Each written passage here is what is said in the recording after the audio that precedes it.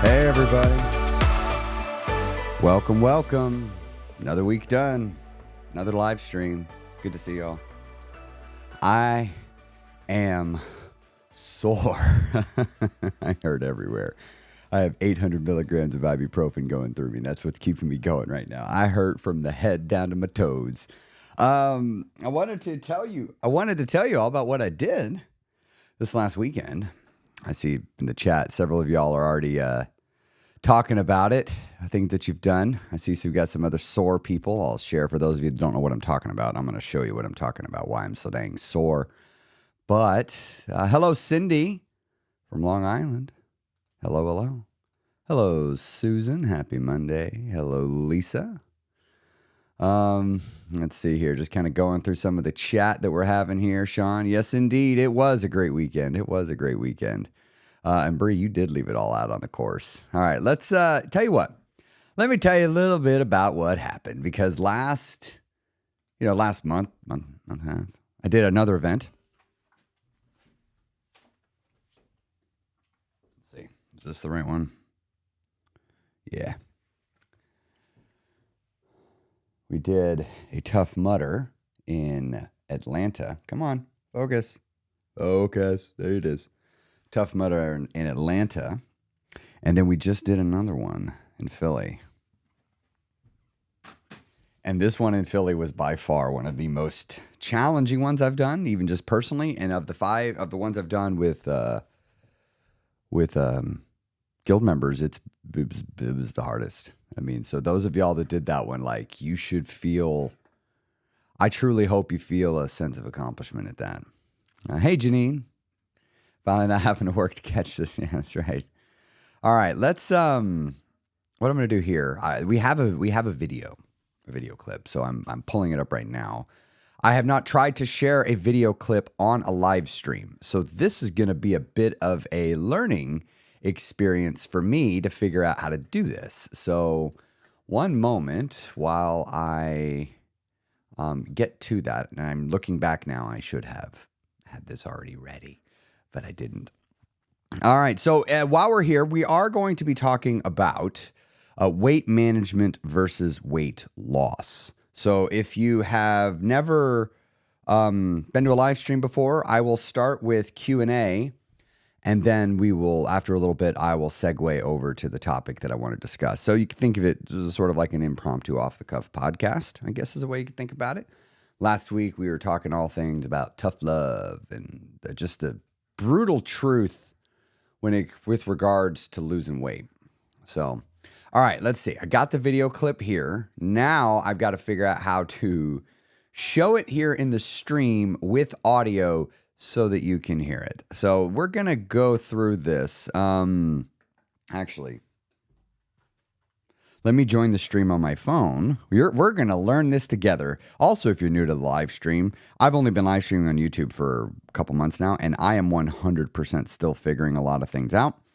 But many times I'm figuring things out here on the stream itself, and this is going to be one of those times. All right, let's get here. So we're going to go through this. Okay, actually, let's mute my phone here. Oh, wow, there's a little bit of a delay there. I think it's like a 10 or 12 second delay. All right, I should be able to do a screen share. So if I do this, okay, this should share the screen. Okay, now let me, will you be able to hear it? That's the big question. Are you going to be able to hear? All right, so I just played a few seconds of it. So now I'm going to come over here to the live stream, turn my audio up, and I'm going to listen to see if I hear it. Which is part of the fun here. So here, you want to listen in with me? Okay. Now let's see. That's kind of cool. Will you be able to hear it? That's the big question. Are you going to be able to hear? Oh, no, you can't hear that at all. That just simply won't do. That won't do one bit. All right, let's success loop this. Root cause analysis. So let's see. You were able to see the video, but the audio didn't come through, which leads me to believe that yes, indeed. That is, I'm pretty sure what it is. Okay. All right. So if I do screen share. All right, you're going to see this. Aha. Things. I'm learning things. I want system audio. There's not a system audio. Why is that so dang frustrating? Well, hot damn. I wanted to show the video clip here on the live stream, and I guess I don't know how to do that. Well, maybe I won't be showing it on the live stream. I'm not going to come through. The audio came through? Oh, Candace said the audio came through. It did? Yes, audio? Did anybody else hear the audio? If you did, let me know. It was quieter than your voice. It was faint. No, it needs to be. All right, let me see. We got high quality video mode. Let me do this systematically here. So screen share, we got the screen share, and I'm going to change the screen share to specifically be the entire display, just in case that makes a difference. So now you're going to see my whole display. Oh, Candace is texting me. Amber said yes to the thing. All right. Let's see. All right. I want to get this. I'm going to fuss with it a few more minutes, y'all. I thank you for your patience as I fuss with this for just a moment or two more. If I can't make it work, well, then I'm just not going to be able to do this. Wait a minute. I know what I can do. I'm pretty sure my streaming software allows me to play a file, and I have it here on the hard drive.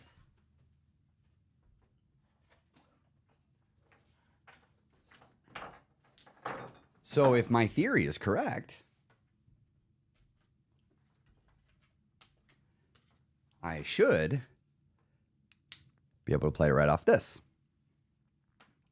Let's find out together, shall we? Let's find out if we can do it. Wait, what do you mean disconnected? I didn't disconnect it. I just plugged it up. Computers and technology is weird sometimes. All right. We'll go to my File Explorer. Right there. And go to the hard drive, which is not there.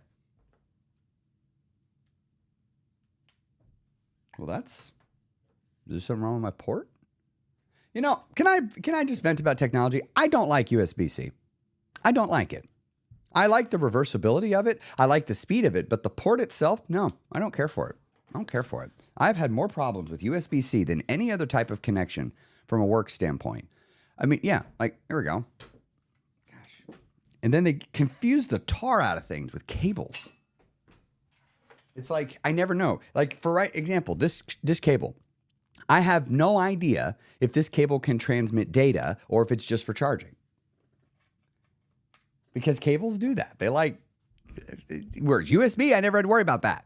But USB-C, I had to worry about that all the time. Okay, there we go. We got a video file, so it turns out that one does indeed work. So I should be able to go here to the Philly event, and here's the highlight reel. Okay, we got a highlight reel. All right. So I've got that here. I should now be able to go to Ecamm, which is my streaming software, for those of you that want to know what it is. I really want to show this all to you. And I apologize. I should have done this before. I didn't think this was going to be a challenge. I've shared things in Zoom, but never a video file locally. Susan, you get it. There aren't labeled, and frankly, should always be data transmitting, right? Why would you make a data cable that only does power? Like, it's just such a dumb idea. All right, so let's see. Screen share. Hit my button here. And now I'm going to change this to, let's see. I want to change that to just the video file. Screen share, only the file, the video, which is right here. Highlight reel. Perfect. All right, we got that. Oh, let's get, sorry, Kristen, we'll come back to you. I'm going to just move me up here.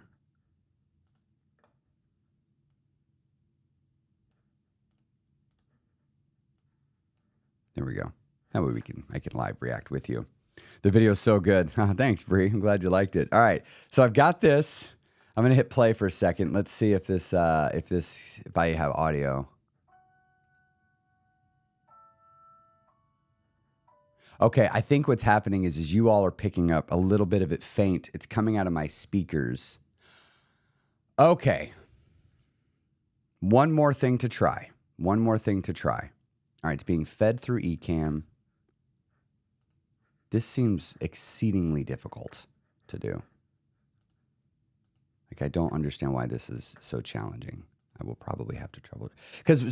Oh, here we go. System audio. Oh, there it is. Oh, good. Use echo cancellation.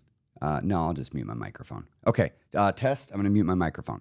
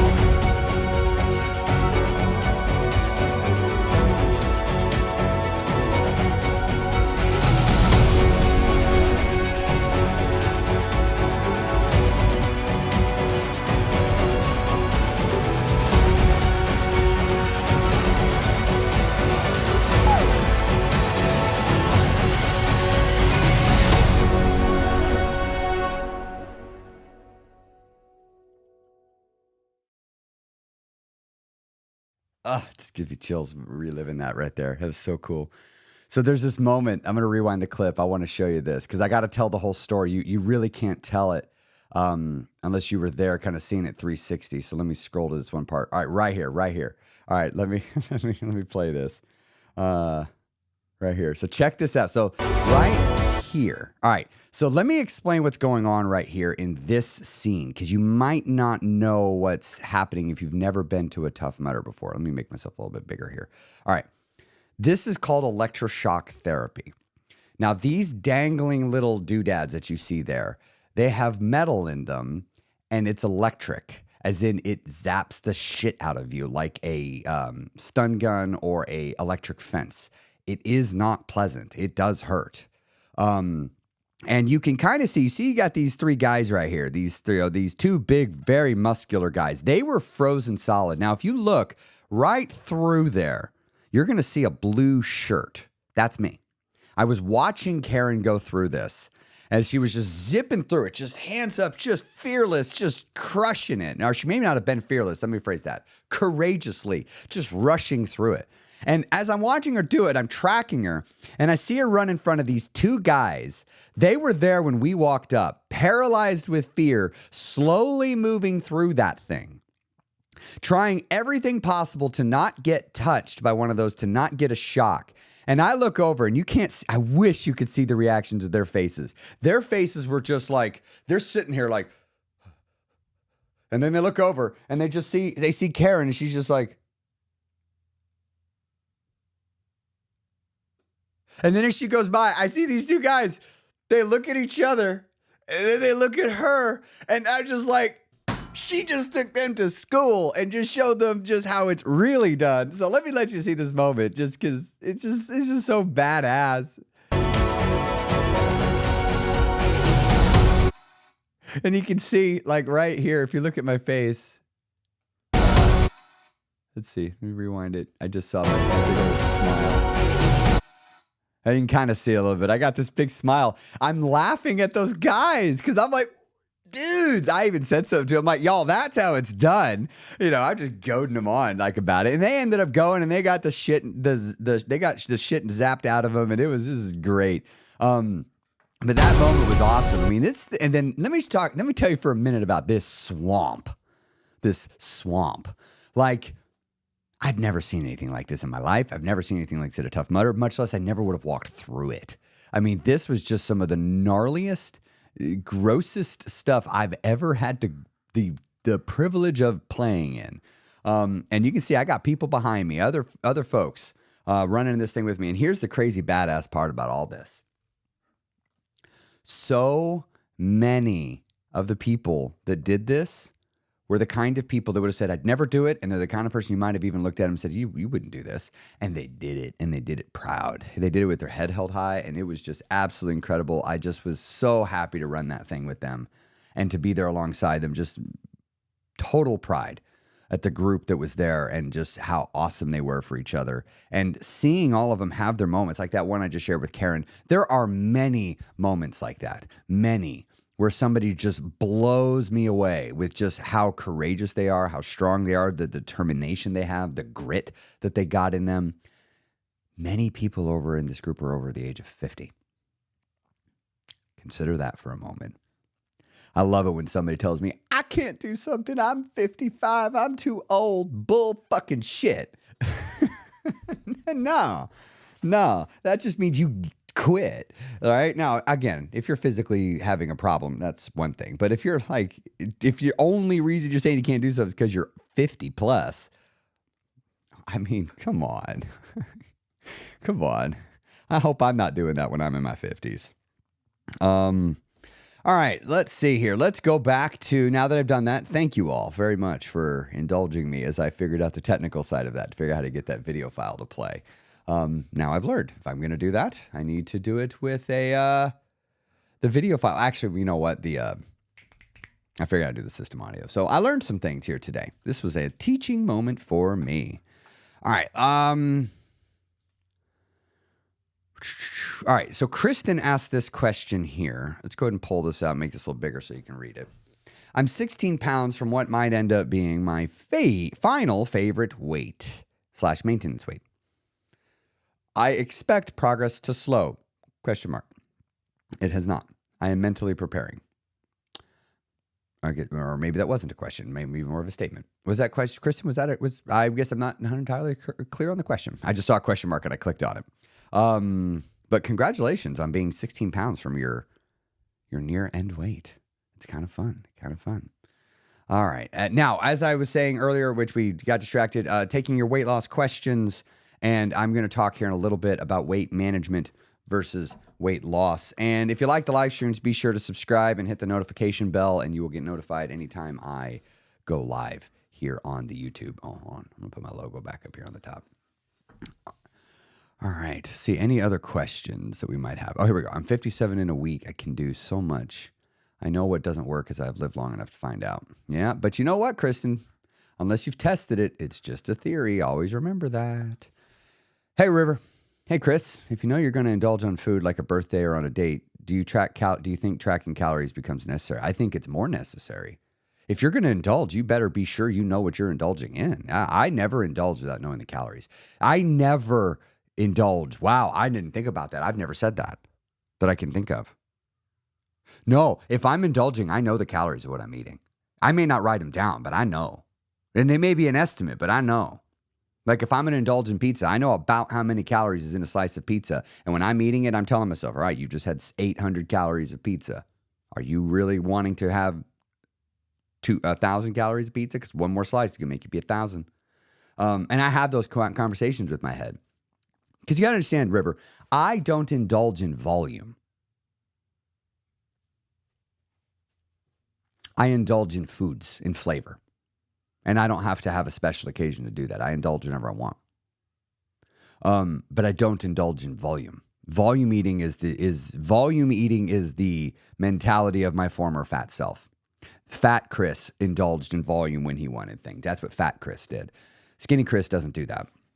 Skinny Chris, if he wants pizza, he has pizza and he just works it in. And if Chris wants to have several slices of pizza, he works it in. But I can tell you what, I've discovered when I eat 5-6 slices of pizza, I don't feel good. So I don't do that very often. I do it sometimes. It's like popcorn. So every now and then I will forego lunch when I'm going to a movie theater and I will have popcorn in lieu of my lunch. Because again, I'm not indulging in calorie volume. I still want to I don't want to gain weight for one moment. Because then I got to spend a week peeling it off. Like I don't want to do that. So, but I want to have things. So let's say I go to the movies and it's like a really good movie. Like when I went to see Guardians of the Galaxy Part 3, I wanted to have popcorn for that movie. Or when I went and saw Top Gun, I wanted popcorn for that movie. Or Avatar, because it's like, 3 days long of a movie. I wanted popcorn to get me through it. I skipped my meals for the movie, and I ate the popcorn. And I'd eat the whole tub. And you know what? I'd get popcorn gut, and I would just feel absolutely terrible and horrible for 24 or 48 hours. Sometimes it's worth it. I could tell you, I do that maybe 5 times a year. Maybe. I'm thinking more like 3. I'm trying to think. This year I did it with...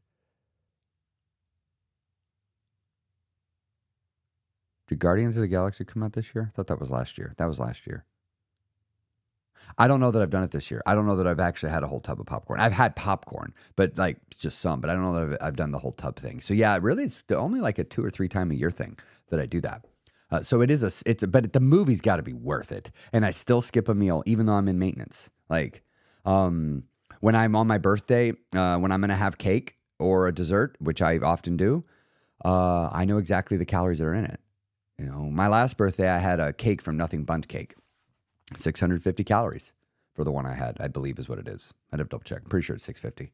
And yeah, I ate the whole thing over 2 days. I ate half of it and then I picked at the rest of it over, 2 or 3 days. I think I picked at it for a few days. So I stretched out those 6 calories over a few days. I can tell you the year prior, I ate half of it one day and ate half the next day.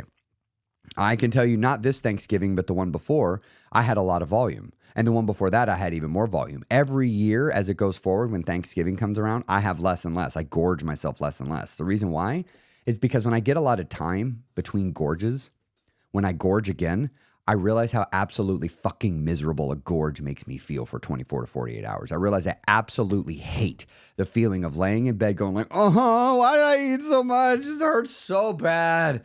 I hate that feeling. I absolutely despise the feeling of being so sick from overeating that I want to throw up. I hate that feeling, and I don't ever want to feel it. I hate it. I didn't used to hate it. I've conditioned myself to hate it. I used to love it. Now I hate it, and I don't want it in my life.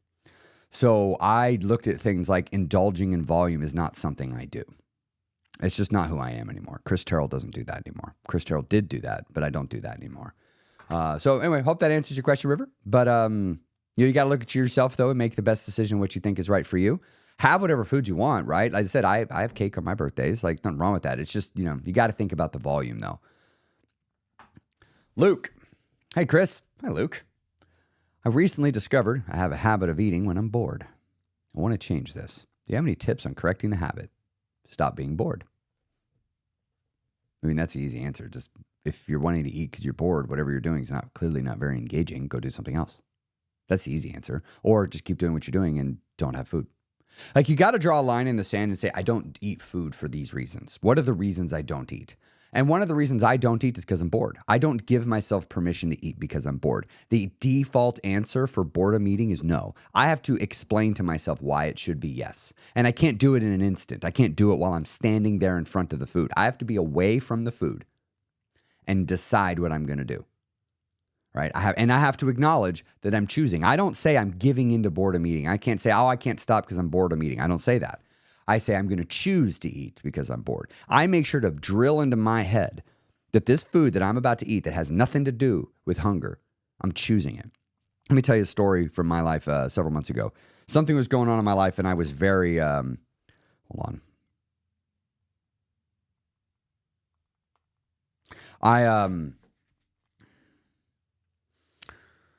Sorry, I lost my train of thought. This person kept calling me. Several months ago, I was having something was happening in my day. It was a rough day. And like, I was just, I was at my wit's end on something. I don't remember what it was. And I had a problem I was trying to solve. And in the drawer of my bed is a snack drawer that my wife and I share. It's where we keep our snacks away from the kids. And because they're our snacks, they have their snacks, we have our snacks. These are our snacks. And I walk in and I grab a 70-calorie fiber brownie. And I walk to my wife and I said, I am not hungry, and I'm 100% eating this out of emotion. And I went down and I sat down on my workout bench in the corner of my room, and I just ate it while I thought about my problem. And I was like, okay. Then I got up and I went and I dealt with it. Was that right or wrong? I don't know. But I know this. I know I told myself it was a choice. I said, I am choosing this. I know I'm choosing it, and I 100% could choose not to, but I'm going to choose to do it. It's 70 calories. I'm willing to devote 70 calories to this. I didn't say all that. In my head, I did. But in real life, I just said, I'm eating this, and I know damn well I'm not hungry. You've got to make sure to remind yourself that it's a choice. So, Luke, if you're trying to get over boredom eating, you must always remind yourself that you're doing it because it's a choice. It's a choice. Good question. Thank you for asking that. Susie here said, y'all, I know I wasn't into Tough Mudders, but Philadelphia was awesome because it was so hard. Yeah, when you do difficult things, it's incredibly rewarding. And it's such a good feeling. When you're in the middle, when you're in the thick of the difficult times, it can be really challenging to, you got to watch your attitude. And we did a lot of talk about attitude in it, but when you're in the thick of it, sometimes you're like, this is stupid. Like, I remember one time I was running, I was running is it a marathon, ultra marathon? I don't know. I was running something. It was very long. And I just remember thinking, I'm like, this is stupid. Why am I doing this? This hurts. Everything hurts. I can barely step. I am so tired, and I'm miles away from the finish line, and no one can come get me. Like, I have to at least walk out of here. Like, I'm stuck because I do trail running. And I was like, this is so stupid. This is stupid. And actually, which one was that one? That was this one. That was for this race. Is a a marathon, a trail marathon. It was terrible. And I was like, this is dumb. This is dumb. But after, when it was over, you're like, man, I feel so good that I did that. And you realize it's because of the challenging nature of it is what made it so awesome. So awesome. Bree, Food noise was high yesterday due to exhaustion when I was not hungry. Had to fight the good fight. Oh, look, yesterday when it came to food, I was so tired. Like, if I was hungry, I ate. But like, yeah, I'm not doing breakfast actually. Breakfast has been this much of a protein bar. I'm just not super hungry, but I got to get my protein in so that I, hit my targets right now. But I'll bet no one was bored hungry during the mutter. No one was hungry out there. But definitely was eating. All right, I'm scrolling through here the comments to make sure I didn't miss any questions. What time are we at? Yeah, because I'm going to transition to the topic I wanted to talk about. Not a lot of questions today. That's okay, though. That's not a problem. But I don't want to miss anybody. Oh, hey, Darren, I missed this one. Found several weeks ago, and I'm your hero. Well, I'm honored, but thank you. Down 10 pounds and completely changed my mental view of this lifelong process. Oh, all right. I'm going to use that. That's the segue. That is the segue. So, as I said, the topic today is weight management versus weight loss. Oh, we do have a question. All right, we're going to do this and then we'll get to the topic. Do I eat as soon as I feel hungry, or do I wait a while to train yourself to be okay with being hungry? Brilliant question. Wonderful question. Both. My default is when I feel hungry, I begin to seek out food. That's the default. Well, sometimes that doesn't work that way. As an example, I have live streams. I like this. So when I come here and get in front of the mic, turn on the camera, I could sometimes be sitting here for 2 hours, but then I might have another thing coming after that. Then I might have a group call. And so sometimes I have to eat lunch in a 30-minute window. I have a 30-minute window to eat lunch. It's either I eat it here or I don't get to eat for 4 hours, but I need to have my wits about me. So I really can't be skipping food. Otherwise my brain goes, powers down. And so in that case, I'm going to eat at that time because I have no choice. I'm not going to overeat, but I'm going to eat at that time. And the other thing I do is, which you're talking about here, is training myself. One of the ways I would train myself is I would sit in my hunger. I would feel it and then not satisfy it. I wouldn't even go seek out food. I would just sit in it to get a sense of what hunger feels like. See, is this powered up? No, it's dead. So I can't show you, but actually here, I'll do it on this. Oh.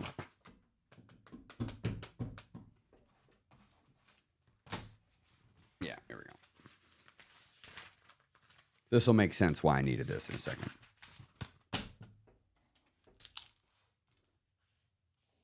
Okay, so here we have a graph. All right. So here we have time. So the further this way we go, this way, time. And then this way, we have hunger.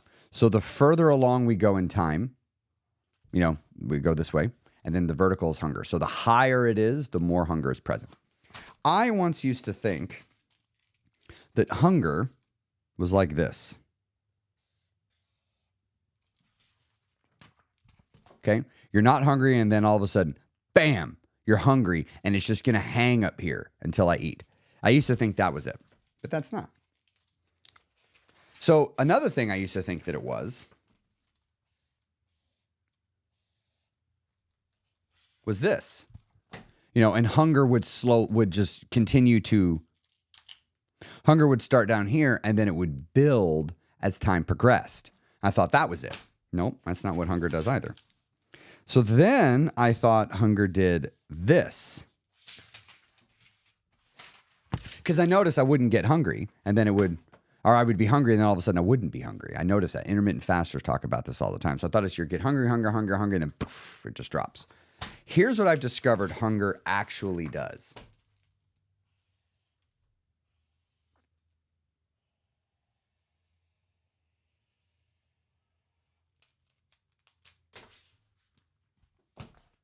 Hunger looks like this. So one of the things to keep in mind, we could add a second axis here. So on the axis on the left, and then right here. So I'm just going to label these. So here we have hunger. This is this axis. So the higher up it goes, the more hungry we are. Time is still the same down here on the bottom. So the further we're going this way, the more time has passed. But then we have our other axis over here, which is discomfort. Okay. So the higher you go on the scale, the more discomfort due to the hunger that will be experienced. So as time progresses, you will begin to notice that hunger begins to show up. And as it does, you will begin to feel a little bit of discomfort within your body. As the hunger continues to build, you will notice that the discomfort continues to build. And as the hunger continues to build, you'll notice you reach this point, this peak, where the discomfort is at its maximum and you are incredibly hungry. And the discomfort can manifest in all sorts of different ways. But what you'll notice is once you get to the other side of this, the hunger will begin to drop off, and then fall off. I needed to get to know what this entire journey looked like. That means I needed to get hungry, let it build, and then not satisfy it and just see what happens. But because of the discomfort that would come along, it would be really hard for me to know what to keep going. So I had to teach myself that it's okay. It's going to get better. And let me give you a totally different thing that comes with this. When you run, I used to think people ran because it was easy and it didn't hurt them, because it was not easy for me and it did hurt me. No, that's in fact not true. Runners, I've discovered, they know that the hard goes away and then it becomes easy, and you have to push through the hard. The first mile of every run that I do is miserable. It's just varying degrees of miserable. Sometimes it's a low-level misery. Sometimes it is absolutely insane miserable. But you know what happens by mile 2 or 3? I feel great. I feel like $1 million. And I know that I have to push through the pain, and relief is on the other side of it. And then somewhere around mile 5 or 6, I'm going to feel a pain build in my body. And when I ignore it, all of a sudden the pain will diminish and it'll be again. And so when you're running, if you're a runner, you'll know what I'm talking about. So if we're talking, that's a highlighter.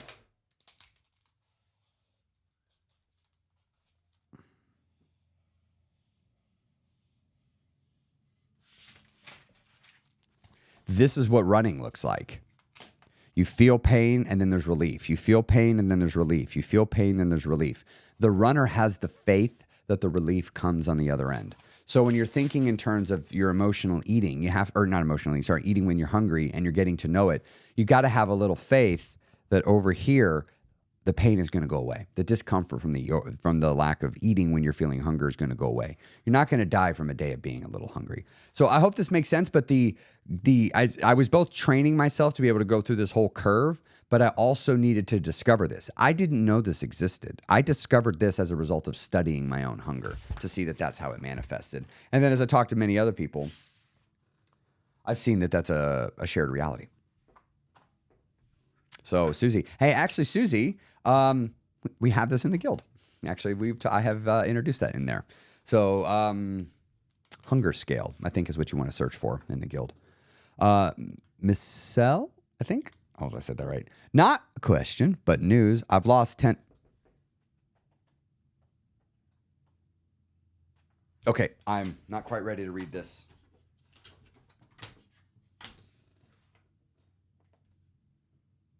Okay, I'm ready. Not a question, but news. I've lost 10 pounds. What? That's amazing. That never gets old. Have high blood pressure, and my nurse had a blunt conversation about what that means. It was the motivation I needed to get started on my weight loss. All right, Michelle. It's time to give you a little help here. I need to coach you because you are running towards a brick wall of death to your weight loss, and you don't even know it. Let's bring back the flip chart. I think this is just going to continue to be a thing. I love teaching. All right. We have you.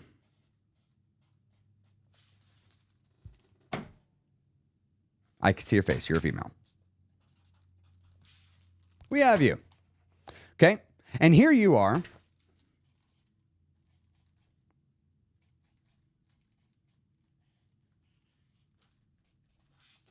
Your mind, you had what I call an oh shit moment. You became aware of pain. Right here. You became aware of some pain. And this is served as a why. What you've described here is you were given a why. I want to lose weight so that I can something. You said you have high blood pressure, so I'm assuming there was a genuine risk of loss of life if you continued on the path you were on base. I'm totally reading between the lines. I have no idea if that's true. You can give in some more information if you'd like here in the chat. But what happens is a person will begin running away from something. And let's just say, we're just going to say, it could be, the person's running away from being fat. The person running away from health issues, mobility,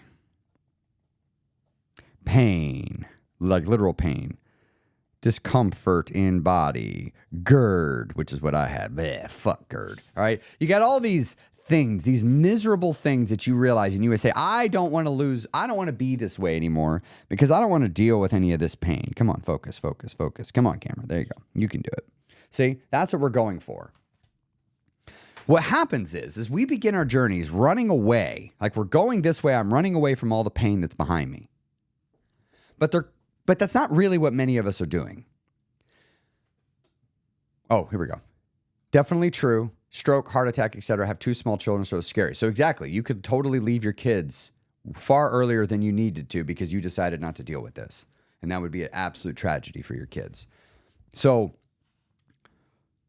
you're running away from that pain, that loss, that potential terrible future. What I want you to remember is at some point along the journey, well before the end, I promise, far sooner than you think, your health markers are going to improve.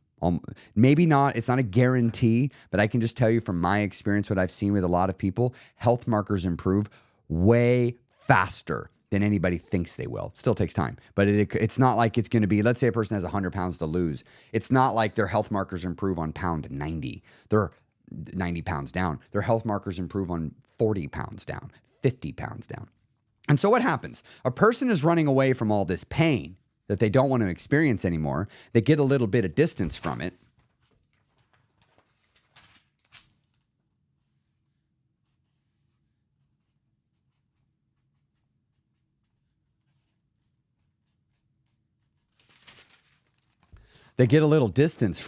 And now all of a sudden the pain isn't acting on the person anymore. You see, when you were here, you were in proximity. Your mental awareness, your conscious awareness had been brought to the pain, the realities of what would happen if you didn't lose the weight, which is your kids may end up without a mom in your future, and that would be an absolute tragic thing. And so you begin to move away, your health markers begin to improve, and you are now well short of where you truly need to be, and you're going to quit. You're going to quit. Unless you shift from running away from something to running to something. So I want you in your head just to remember, you're running away from the terrible life, which is you having a heart attack in the future. You're running away from that. But I want you to eventually stop running away from that and start running towards the life that you'd like to have. What are you going to do with the body that you're working so hard to create? Congratulations on the 10 pounds. I truly hope that you're proud for that. Let's see here. Here we say, that makes sense. I notice if I go long enough, the hunger goes away. Yes, it does. Good question. Maggie, if you eat your calories for the day, then is it really hunger? Sure, could be. I mean, y'all, there's a reason I don't track calories most of the time. I'm aware of the calories, but that doesn't mean I track them because some days I'm more hungry than normal. Like, just because I don't eat just because I have the calories. Like hunger still tells me when to eat as the default rule. Sure, there's exceptions to that, plenty of them. I gave one earlier when I talked about like the work example. But yeah.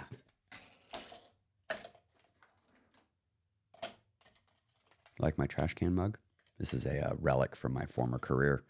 I used to go give these to people as like little freebies. I like them. This is actually to scale of a real life brute barrel, as it's called, but big trash barrel. Great question. All right, let's see. Next one. See if there's any other questions before I get to the topic.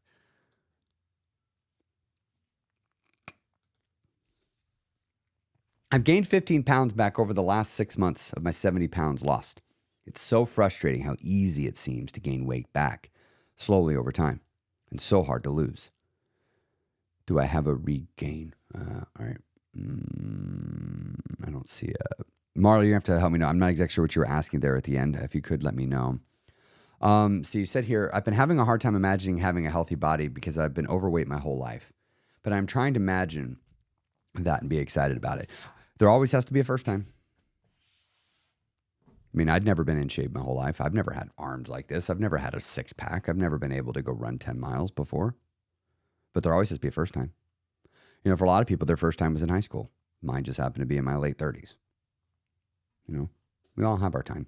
So I hear you. I know, and I know it can be difficult. And we talk about this. You know, this is where self-image work is really important, because you have to craft this self-image that might be fuzzy in your brain, in your mind's eye. Might be hard to see. Carrie, I've lost almost 30 pounds since joining the guild. What?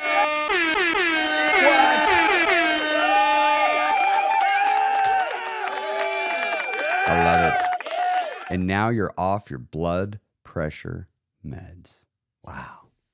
Wow. Congratulations. Congratulations. Great job. Great job. All right. I'm going to go ahead and get to the topic, actually, because I just looked at the time. So topic is weight management versus weight loss, which ties in a little bit with, whoa, those are all still on. Let me turn those off. There we go. I once used to spend my time in two states. I was losing weight or I was not caring about my weight. Those are the two states. I was I was actively losing weight or I wasn't worried about it. I was either actively trying to change my body or I wasn't at all. Those are the two states. And you know what happened? I would lose weight and then we'd go back to the old state, which is I don't care, I don't pay attention. You know what happens to Chris Terrell when he doesn't care or doesn't pay attention to what he's eating, when he's eating, and how he moves? I get fat. And I just keep getting fat. That's what I do. Because I just start eating like an asshole. And I just start eating things I don't need to eat. And I just start eating when I'm not hungry. Then I start emotional eating. Then I start boredom eating. Then I slowly stop moving. Because I don't pay attention. Y'all, there's many times the thing that gets me out and going again is I see a number on the scale. And I'm like, I've been being kind of lazy the last couple of weeks. It's time to move my body a little bit more. That's not the scale dictating me. It's me using feedback and going, over the last 4 weeks, my weight has been trending up a little bit. It's time to trend it down a little bit. I got to have some sort of feedback to help me know that it's time to do that. So that's not the scale ruling me. That's letting the scale be a part of my plan. But I also look at the mirror because right now the scale doesn't mean as much as it used to. I'm heavier than I was at my lowest, but I look better than I did at my lowest. I love how I look. I love the muscles that I have on my body and on my frame now. So what I've started to realize is the key, and I knew this on my journey, is I somewhere on the journey stopped losing weight and I started thinking in terms of I'm managing my weight. I'm not learning to lose weight. I'm learning to manage my weight. I'm not learning to lose weight. I'm learning to manage my body. I'm learning to manage my mind. I'm learning to manage my heart, my emotions, my state. Because I didn't manage it before. I was reactive. I let life happen to me. Sure, there were some parts that I had plans and went for things, had goals, but with regards to my body, I didn't have any. My body was dispensable. Well, actually, I didn't think that. I just thought it was hopeless. I just thought I had bad genes and there was nothing I could do about it. And I'm not talking about blue genes. I'm talking about genetic genes. I just thought I was born into a fat body and my siblings were born into a skinny body, but at least I was smart. That's what I'd tell myself. At least I'm smart. At least I can be a nice guy. At least I'm smart. What sort of stupid shit was that? I was telling myself. But I can't judge myself too harshly, though, because the reality is,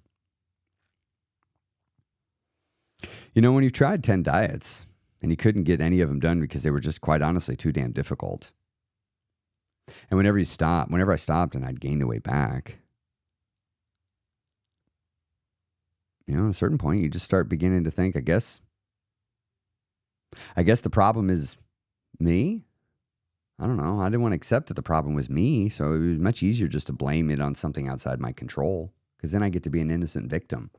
It's not my fault I'm fat. I have bad genetics. I thought that. I genuinely did. But I was never trying to manage my weight. I was always trying to lose it. And you're not supposed to lose weight forever. It's supposed to end.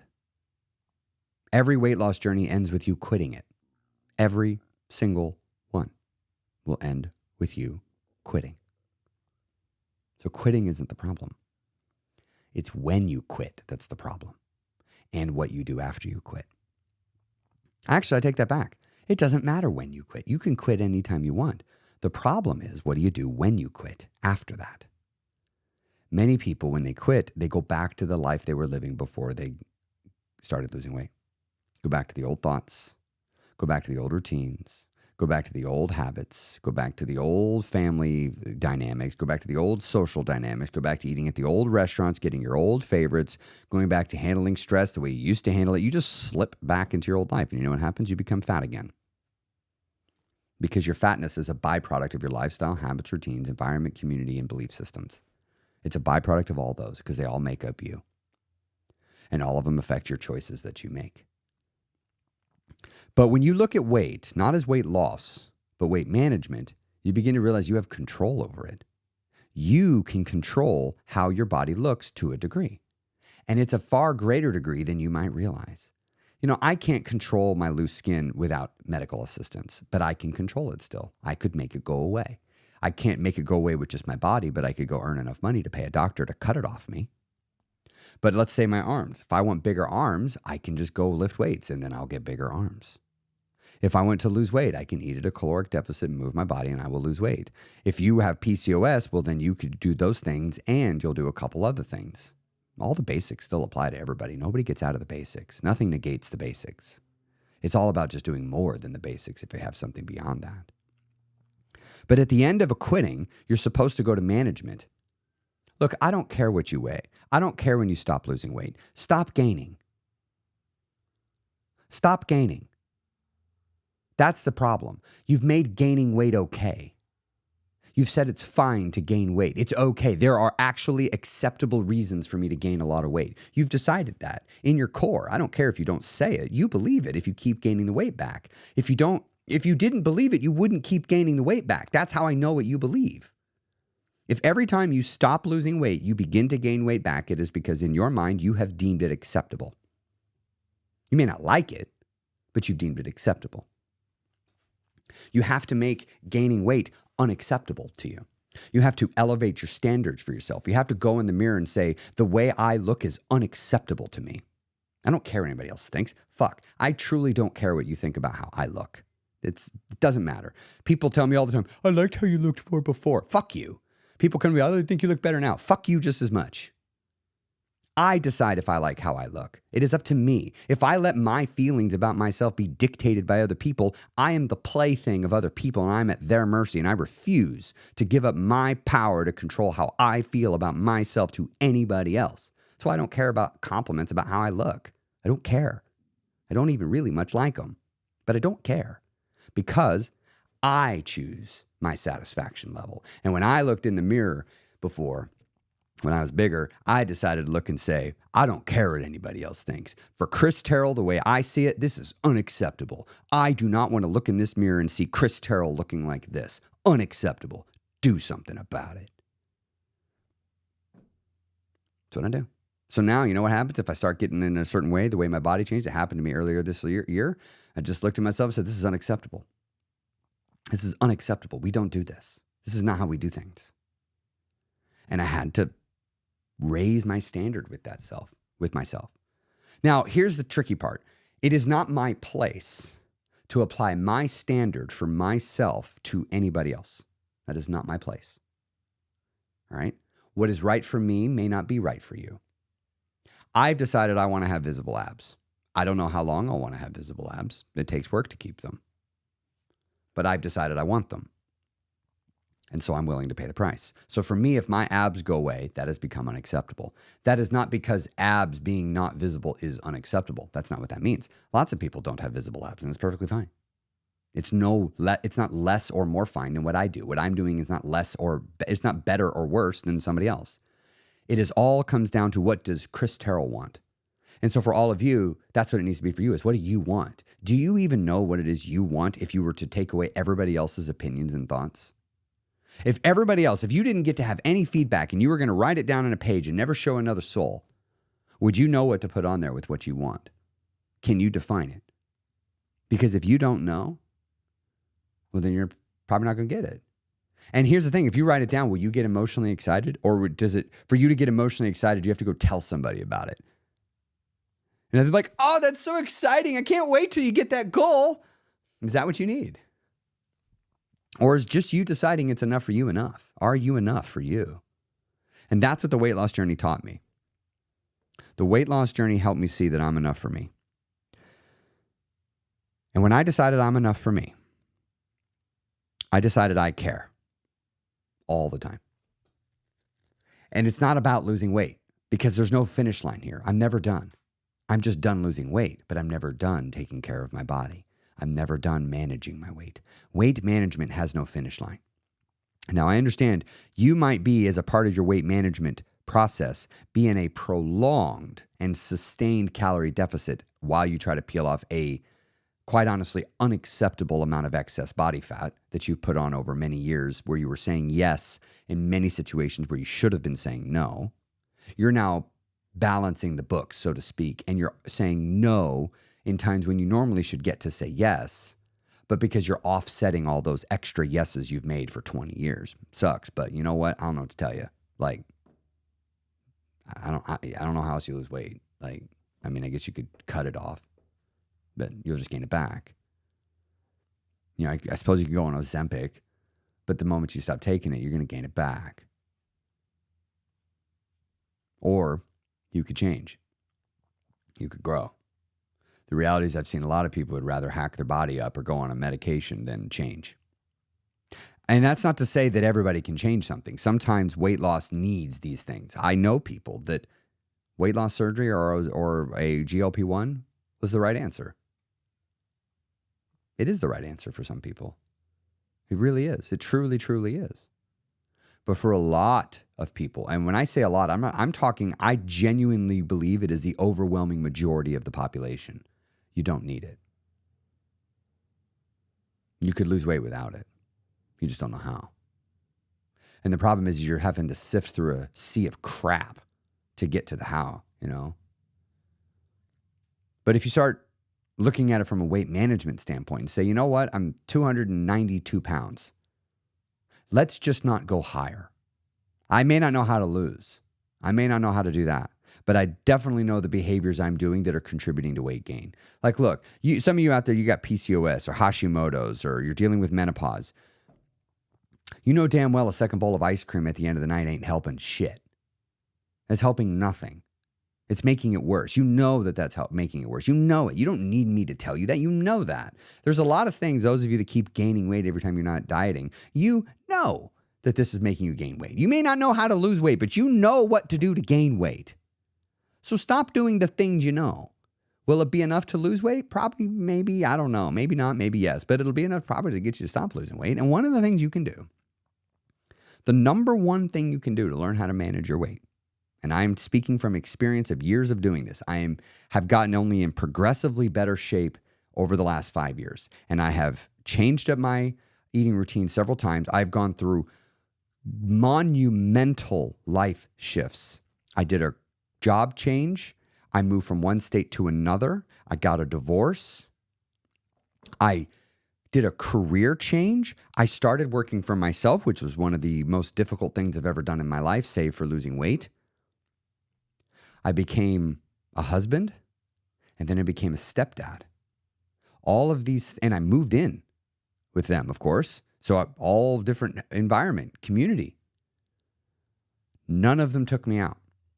And they all tried. All these situations, I had to reimagine how I approached weight management with every single one of them because it was such a drastic change to my life. And if you want to lose your weight and keep it off forever, you're going to have to learn how to manage your weight. And the way you start learning how to manage it is first by stopping the weight gain. Stop gaining weight. Stop gaining weight. You may not know how to lose weight, but you can stop gaining.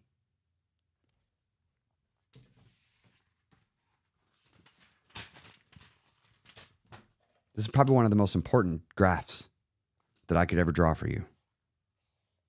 It's pinned to the top of my TikTok. I did it years ago. If you go watch it, you'll see me. I was still fat when I made it. I mean, I'd lost a lot of weight. But actually, no, I will do it this way. Many people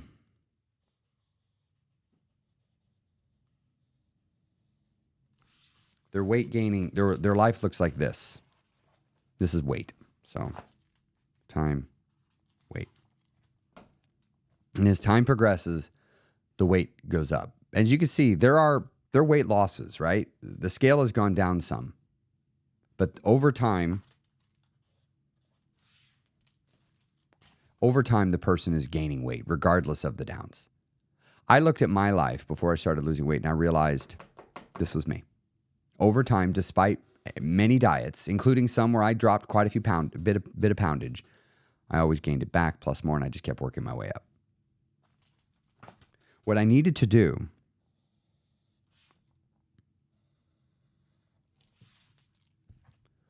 was so we'll use the second one here. I just needed to flatten it out.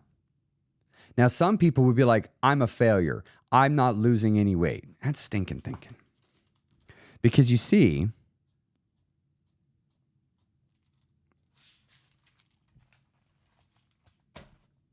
the dotted line? The dotted line represents what your weight would have done if you had decided to keep doing what you had always done, aka do nothing new. What would have happened? You would have continued to gain weight. And so what you must do when you're evaluating yourself is compare yourself to where you would be if you had done nothing, if you had continued with your old trend. And when you look at it this way, you begin to see that this is actually a massive victory because you could have been way higher, but you're here. And then slowly over time, you can begin to peel the weight down. And again, let's take the dotted line, even if it slowed a little bit. You see that? You have to remember, you have to compare yourself to where you were heading. Weight loss isn't supposed to look like this. It's not supposed to look like this one. I know you want it to. I know you want it to be up, down, flat. But that's not how it looks. It's going to look like this.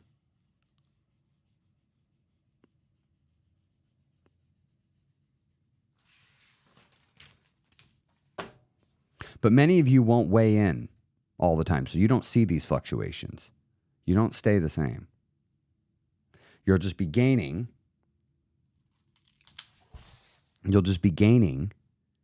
And then you'll slowly start to flatten it out and then steer it down. But even when you're flat, that scale is going to be going up several pounds.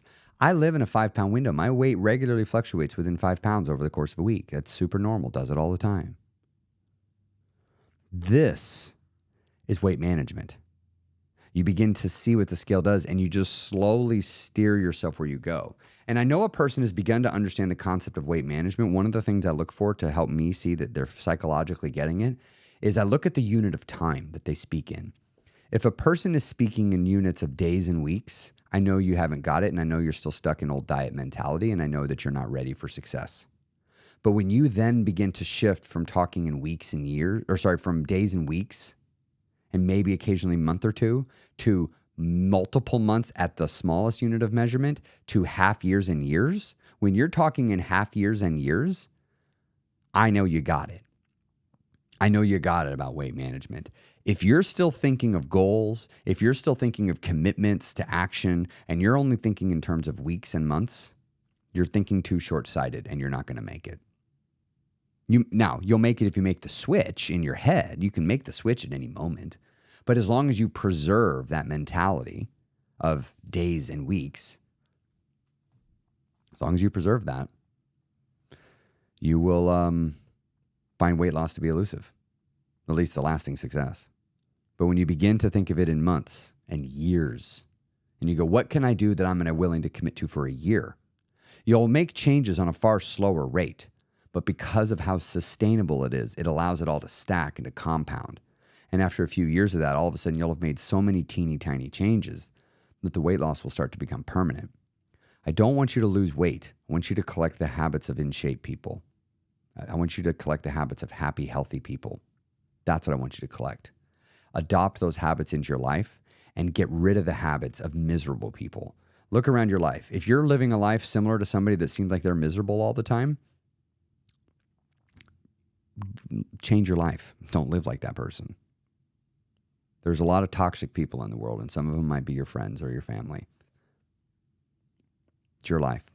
Just like I said, it's my appearance, and it doesn't matter what anybody else thinks about it. It's my appearance. My opinion of me is all that should matter.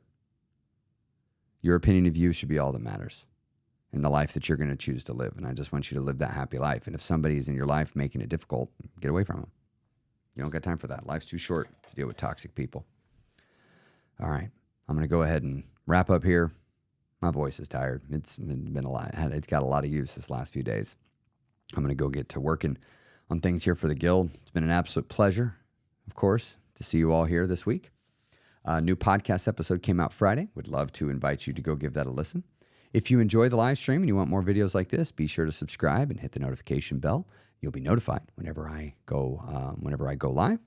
And hitting the like button helps with the algorithm. It actually does. And as this is a new YouTube channel and I'm really trying to get it going, I would love any support and help I could get from you all to get that happening. I go live here every Monday morning at around 9:15ish. About 9ish is when I open up the live stream. 9:15 is about when I usually go ahead and turn on the camera and start talking. Taking your questions each week and usually having a topic to discuss there at the end, just like we did today. All the live streams are kept in the live stream section of the YouTube channel. So if you've missed any of the ones in the past and you'd like to go give them a listen, you can go check that out. I also post some other videos, some of them about running and things like that, but I also post some about weight loss, and you're welcome to go give those a look and see if anything matters. If you'd like to get some additional support or some encouragement, please be sure to check out all of my other offerings at christerrellcoaching.com. I offer one-on-one coaching. I don't have much availability, so you're going to have a hard time getting that one. But I do small group coaching, and I do large group with my guild. If you want to have a self-serve option where you can take it at your own pace, come on over to the Guild. Would love to have you there. You can go to theguildofchampions.com to learn all about it. There's plenty of Guild members here in the chat. You can ask people there. And I would love to invite you, if you're not a part of it, you can come join my free Facebook group. And you can find information for that by going to christerrellcoaching.com. Have a great day, everybody. So good to see you here. Talk to you soon.